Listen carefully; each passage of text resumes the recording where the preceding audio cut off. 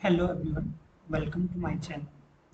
आज हम समझेंगे एल्कलाइन मीडियम में वाटर इलेक्ट्रोलिसिस का कंप्लीट कॉन्सेप्ट। ओके, तो इसमें सबसे इम्पोर्टेंट है इलेक्ट्रॉन का फ्लो और करंट के फ्लो की डायरेक्शन।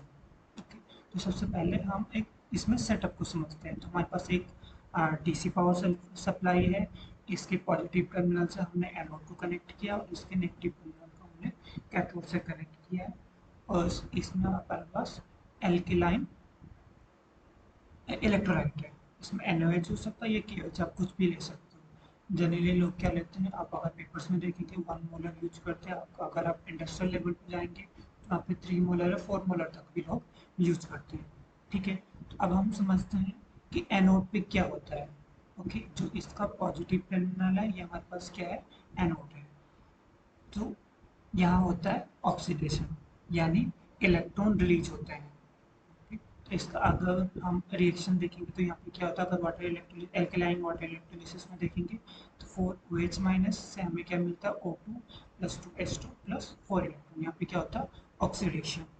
ओके, इसका मतलब एनोड पे क्या होता है, ऑक्सीजन गैस बनती है, इलेक्ट्रॉन निकलते हैं और इसको बोलते हैं oxygen evolution reaction, OER। Okay, अब देखते हैं कैथोड पे। कैथोड पे क्या होता है, कैथोड पे होता है रिडक्शन, यानी यहाँ पे क्या होता है, इलेक्ट्रॉन यूज होते हैं, यानी इलेक्ट्रॉन यहाँ पे कंज्यूम होते हैं। एनोड से इलेक्ट्रॉन रिलीज होते हैं और कैथोड पे इलेक्ट्रॉन क्या होते हैं, कंज्यूम होते हैं।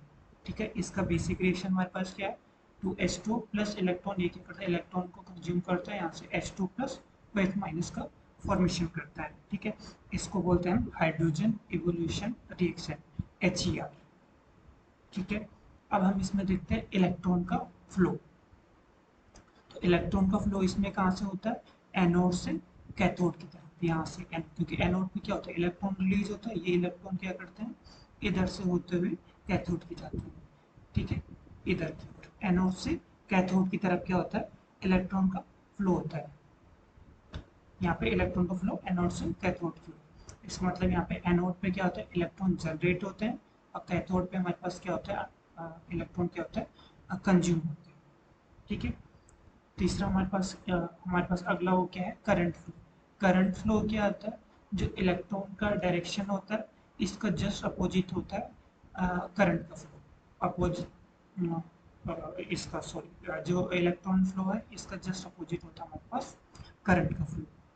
ओके, ये एक कन्वेंशन है कि हमेशा क्या होता है, पॉजिटिव चार्ज मूवमेंट के बेसिस पे देखते हैं। ठीक है, जो करंट का फ्लो होता है।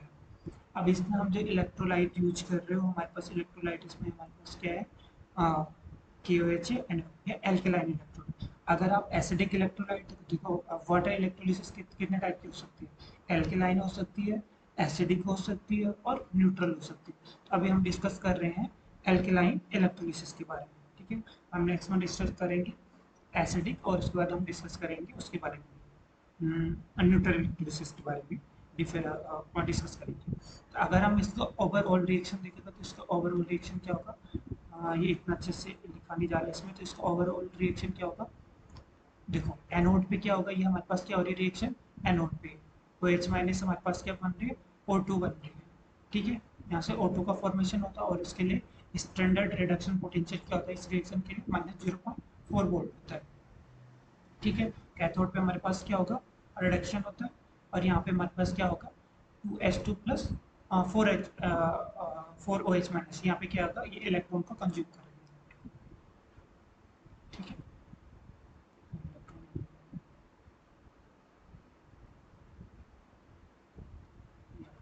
इलेक्ट्रॉन तो अगर आप टोटल रिएक्शन देखोगे तो यहाँ पे क्या होगा, 2H2, अगर यहाँ से टोटल रिएक्शन देखो, 4 इलेक्ट्रॉन से 4 इलेक्ट्रॉन कैंसिल हो जाएंगे, इस OH माइनस से OH माइनस के। ठीक है, तो यहाँ पे क्या बचेगा, 2H2, 2H2 O2 plus 2H2। और इस कैथोड पे जो हाफ सेल रिएक्शन होता है इसके लिए E0 की वैल्यू होती है -0.83 वोल्ट। ठीक है, इसको अगर हम माइनस करके देखोगे, ई सेल टोटल निकालोगे, ठीक है, तो ई सेल का वैल्यू कितना आ जाएगा, -1.23। ओके, अगर इसकी वैल्यू नेगेटिव में है, इसका मतलब कि ये रिएक्शन स्पॉन्टेनियस है या नॉन स्पॉन्टेनियस है, अगर इस सेल का वैल्यू नेगेटिव होता है तो रिएक्शन क्या होती है, नॉन स्पॉन्टेनियस होती है। यानी वाटर इलेक्ट्रोलिसिस में हमें मिनिमम पोटेंशियल कितना चाहिए होता है, 1.23 वोल्ट रिएक्शन को प्रोसेस करने के लिए। अगर हमारे पास इतना पोटेंशियल है, ये मिनिमम थर्मोडायनेमिक पोटेंशियल है, ठीक है।